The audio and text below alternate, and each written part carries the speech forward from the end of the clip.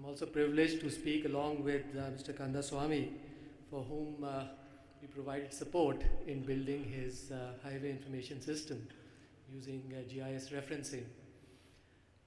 NIT Technologies has a partnership, a very strong partnership with ESRI, which, as you all aware, is a global leader and the world's largest provider of GIS software. They have been the prime innovators around this technology.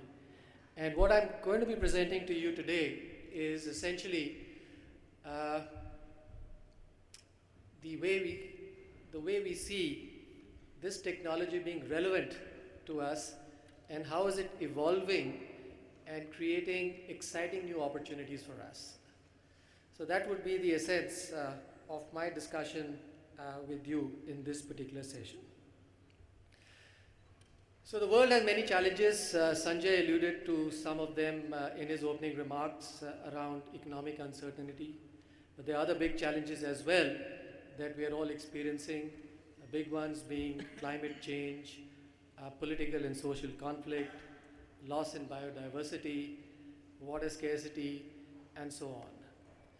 Now, to solve these big challenges and big problems, we need a better understanding and collective intelligence to be able to address these challenges.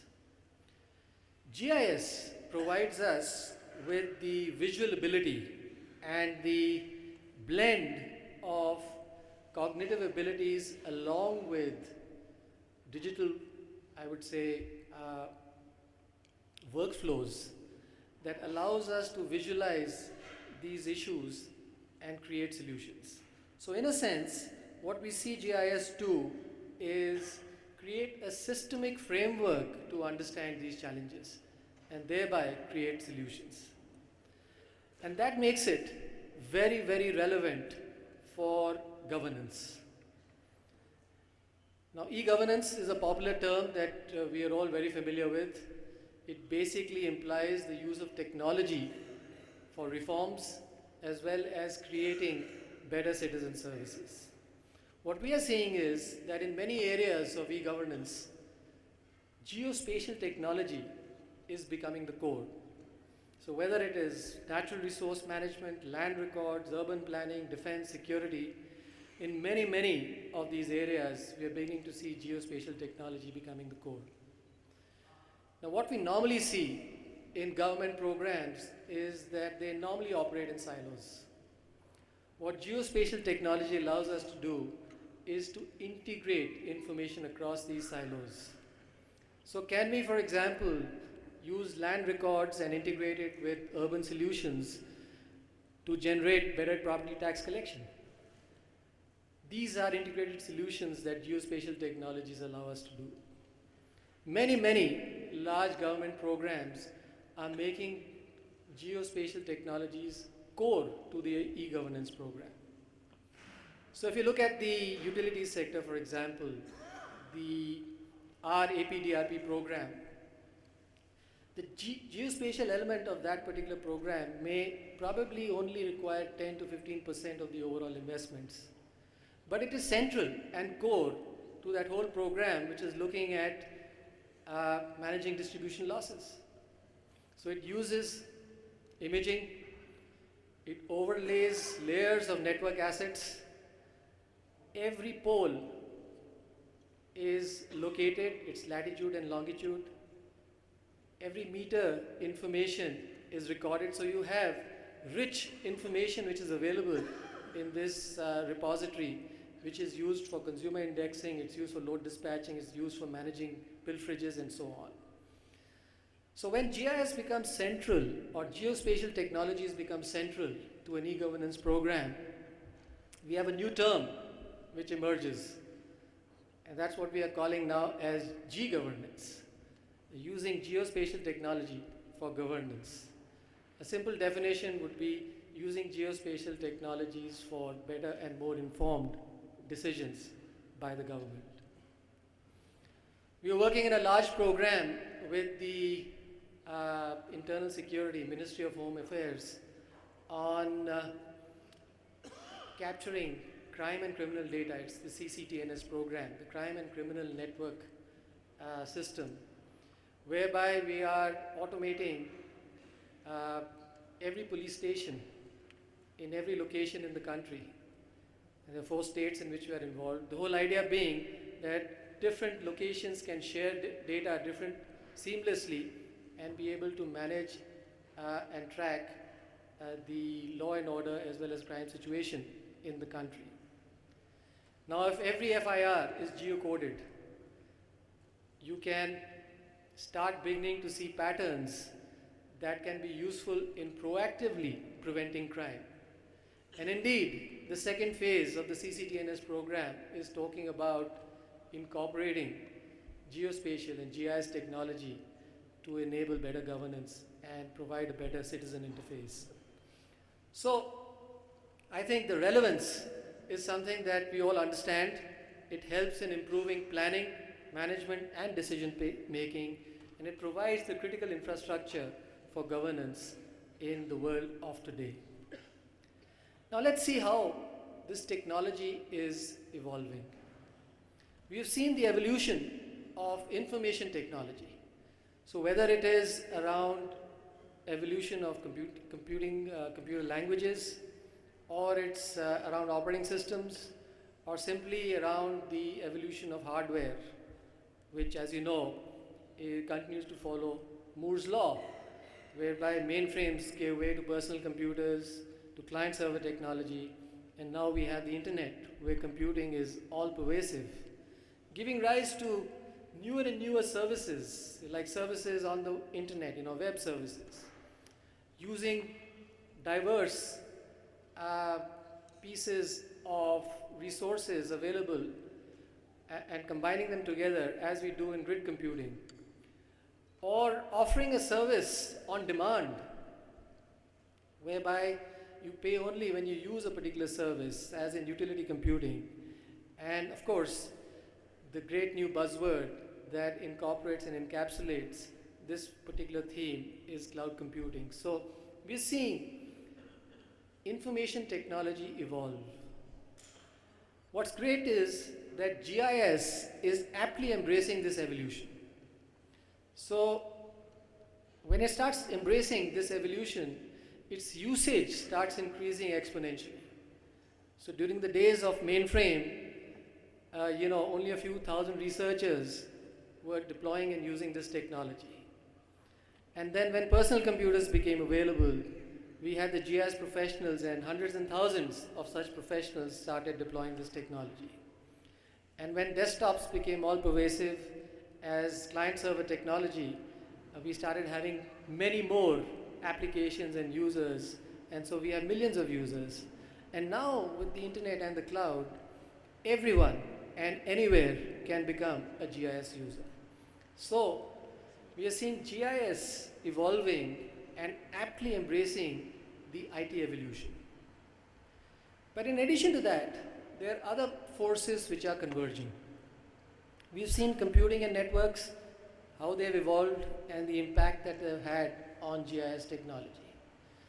Another area which is evolving and becoming very significant are measurements. So most of the computing going forward and the deployment of technology and use of technology is now going to center around data that is coming out of sensors. We believe that mobile is a big revolution and causing many elements of data to be managed. But the real revolution that is happening ahead of us is not people to people or people to organizations, but it's machine to machine. And that is where sensors are beginning to play a bigger role, creating enormous amount of data. So measurement is another area that is developing and evolving very rapidly. GIS software, we already talked about it. It's evolved, and I think current forms of visualization involving 3D technology is something that's going to become all pervasive. Geographic science itself is evolving, where, among other things, we are beginning to see temporal information becoming relevant. How has the environment changed over time? Now we're able to track that. And that enables us to take many, many more informed and better policy decisions. And of course, the more significant aspect of evolution is data policies are becoming slowly more and more open. There's a lot more to be done in this area, but I think these are many of the forces that are converging, which is opening up our world to everyone to be able to manage information and understand information and therefore take better and more informed decisions. So there is a healthy congruence taking place between all resources and GIS, creating a new pattern for geo-enabled services. Basically, making GIS accessible virtually anywhere on any device. I think this is a very significant development that is taking place, resulting in a whole new notion of geography as a service, which essentially is an open platform for maps, apps, and geography information easily and accessible to everyone. I think this is perhaps one of the most significant developments that have taken place and is taking place in the evolution of this technology. And what is really driving this development is the cloud, because the whole notion of geography as a service derives and exploits the benefits and the advantages of the cloud. So you have resources which are expandable and scalable. You can dynamically provision for resources, so you don't have to invest permanently in a set of resources to be able to do your analysis. In other words, your whole model of investment can change from a CapEx model to an operations model. Increases availability. And so some of the concepts which even which we talked about in terms of participation can be implemented when you deploy technology in a pay-per-use mode and do it with limited infrastructure. So the cloud is something which is, I think, the most recent and most, I would say, the latest evolution that we are seeing in information technology, and we are seeing GIS embrace this whole movement and creating an environment whereby you have a platform which can provide geography as a service. Now at Esri, ArcGIS Online is Esri's cloud GIS platform. Now what this is a new development and a revolution that we are seeing in the suite of products and services that Esri is going to be providing to its users. So what this platform does is it allows all kinds of content to be managed. So whether they are base maps, specialized maps, points of interest, they are all available on the menu, on the cloud, enabling users to create intuitive mapping, do dynamic updates, downloads, refreshes, and make that dynamic new environment available to everybody so that information can be shared and people across different locations can share and collaborate that information to take better and more informed decisions. The platform is not just complete by itself, but also can integrate with other enterprise applications that you may have in your organization. So be it SAP or your own customized applications. And it works in an open, interoperable mode whereby you have access to all kinds of devices, whether they are mobile devices, desktops, or whatnot. So in a sense, what